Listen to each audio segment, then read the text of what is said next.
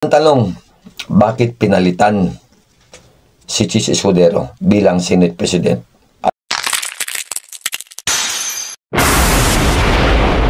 Ito lang masasabi ko dito sa nangyayari ngayon. Ito masasabi ko talagang napakawalang kwenta na itong Administrasyong Marcos to.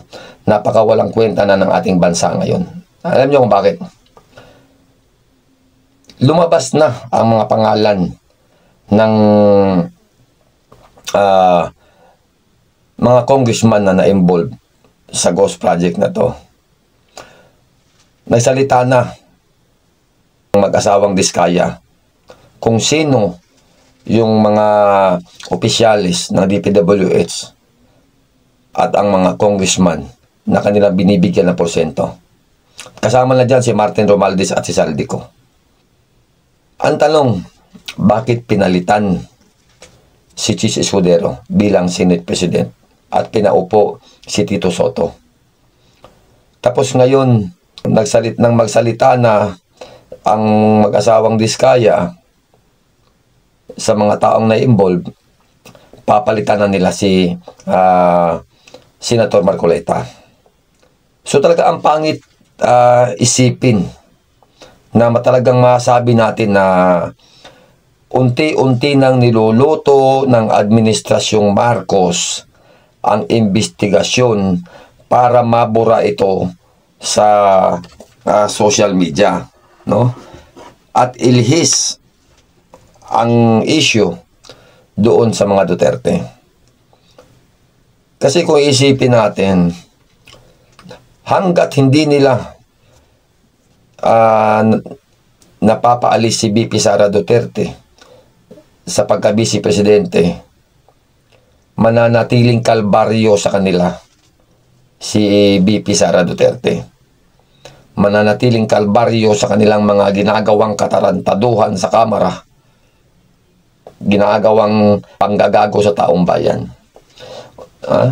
Kasi itong ginagawa ng Kamara ngayon sa investigasyon, panggagago sa taong bayan to eh. Wala namang katotohanan itong ginagawa nilang investigasyon dahil pakitang tao lang. Dahil kung tunay na investigasyon yung kanilang ginagawa, dapat naiharap na nila si Saldico at si Martin Romualdez, di ba? At isa na rito si Bongbong Marcos. Kasi lumabas na yung tunay na mga kulay nitong mga congressman, nagsalita na yung mga kontraktor, di ba? Bakit, no? Tapos papalitan nila to si Marcoleta. Sino ang nagpursigi sa investigasyon na to patungkol dito sa Ghost Project na to? Ang Blue Ribbon Committee, si Senator Marcoleta. Tapos ngayon papalitan. Anong ibig sabihin nito? Di ba? Unti-unti na lang aalisin ang isyong to. Hinahawakan na nila ang Pilipinas. Hinahawakan na nila sa liig ang taong bayan. Dahil ang gusto nilang mangyari, walang sino mang pwedeng magsalita patungkol sa kanilang mga katarantaduhang ginagawa. Yan ang gusto nilang mangyari. Nakitang-kita naman sa ginagawa nila ngayon eh. Bakit nila papalitan si Chis Escudero? Bakit nila tatanggalin si Senator Marcoleta? Di ba? Para sila na maghari. Para wala na makapagsalita. Para matigil ang investigasyon sa Ghost Project. Yan ang dahilan.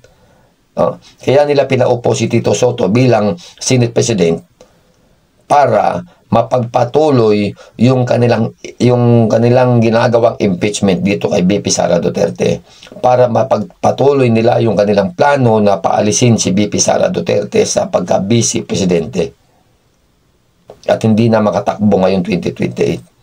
Hanggat hindi nila napapaalis si BP Sara Duterte, mananatiling harang to sa karsada na kanilang dadaanan. Yan ang totoo.